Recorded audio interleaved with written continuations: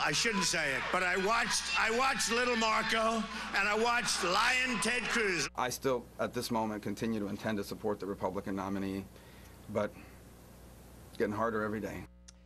After a brief outburst of civility, the Republican race returned to the more customary personal insults this weekend. And it's time now for our Sunday group, GOP strategist Karl Rove, Julie Pace, who covers the White House and the campaign for the Associated Press, Kimberley Strassel from the Wall Street Journal, and Fox News political analyst Juan Williams. Well, we asked you for questions for the panel, and we got plenty this week about the violence at Trump rallies and whether or not he's responsible for it. Ginny sent this on Twitter. He specifically told them to punch people in the face.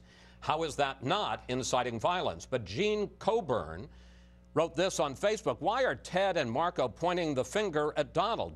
Do they always blame the victim?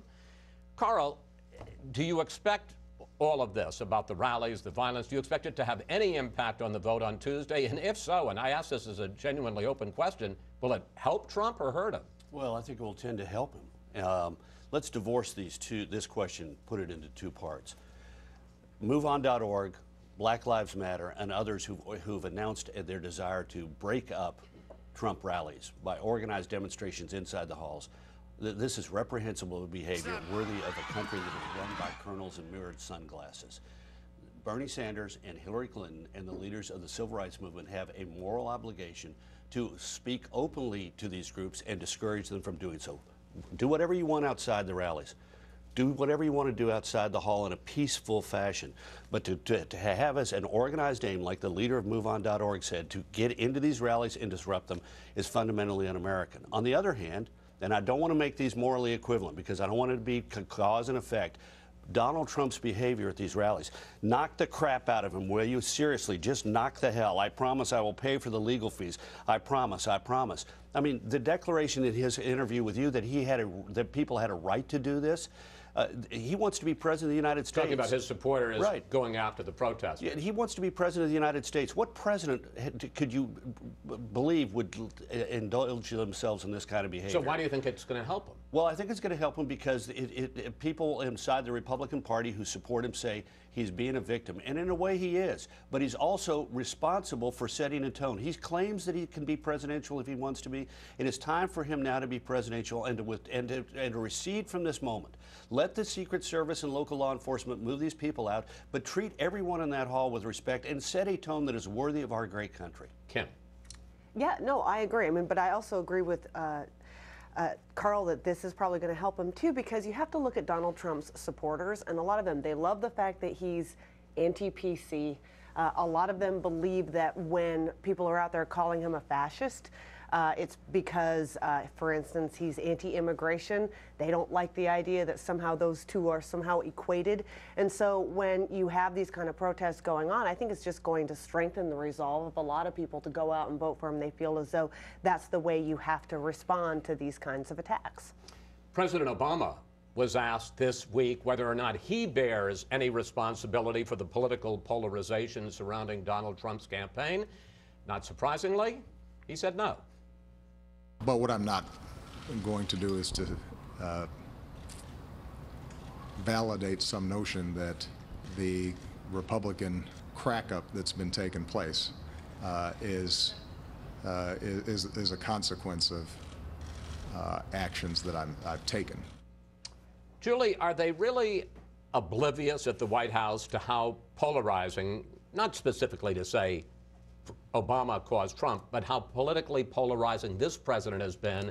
And if they are divorcing themselves from Trump, how about the political revolution that's taking place, the populist uprising surrounding Bernie Sanders? I don't think they're oblivious to it. I mean, you do hear the president in other moments talk about how his biggest regret of his presidency has been that he hasn't been able to fulfill promises he made in his 2008 campaign to bring Washington together. Because I heard him in that press conference, and he blamed it all on the Republicans. Absolutely. I'm saying in other moments, he does talk about how he bears responsibility for not being able to bring Washington together. I think that when he looks at Republicans, though, and when he especially looks at Donald Trump, one of the first things that comes to his mind is during his first term when Trump was pushing the birther movement. And a lot of Republican leaders, I'm sure you did some of these interviews, it was hard to get them to unequivocally state that Obama was born in the United States, that he was a legitimate president. So I think that when he looks at Trump, he looks at something that's through a different frame than necessarily what's happening on Capitol Hill or the divisiveness that you might see in Washington. You know, there's also a race that's going to happen on Tuesday, a big race, a turning point, because you've got 5 big delegate-rich states voting, and 2 of them, Florida and Ohio, in addition to being the home states of Rubio and Kasich, are also winner-take-all. Juan, if you see Trump winning one or both of those, in a practical sense, not mathematically, but effectively, could he wrap up this nomination? It's hard, but it's possible, and clearly he has the momentum now. If he wins both Ohio and Florida, though, keep in mind, Chris, he'd still need about 52%, so more than half of the remaining delegates. So it would be hard to say he wraps it up. If he was to win, let's say, Florida but lose Ohio, he'd still need 59% of the remaining delegates. If he loses both, 69% of the remaining delegates. So that's a lot, but remember, beginning on Tuesday, we go into winner-take-all in several, now the majority of these Republican states. That's a big advantage. So he could get a large share of delegates in a sweep. I was reading this week, Illinois, Missouri, 2 of the states that will vote on Tuesday. Don't discount them. They've got a large pool of delegates, about 120. So if Trump does well there, it could offset a loss, let's say in Ohio, where Kasich at the moment leads in the polls. Karl, your thoughts about what's at stake this Tuesday? Well, Marco Rubio's candidacy, the viability of it is very much in question if he loses Florida. The viability of John Kasich's candidacy, which is poof if he loses Ohio. But let's put this in perspective. This contest is likely to go on. Donald Trump today has 460 delegates. The non-Trump forces have 636. So he's got to pick up a net of 176 more delegates on Tuesday than his combined opposition has in order to take the lead. Now, we enter after this. This is the period, March 1st, the Ides of March.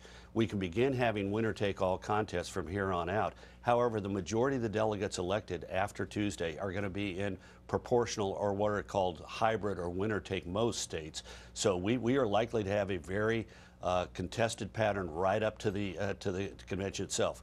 In the debate, interesting comment. Trump said, all the candidates were asked, well, what happens if somebody goes into the convention with a lead? And Trump said, well, I ought to go into, he said, I think whoever gets to the top position, as opposed to solving that artificial number that by somebody, which is a very random number.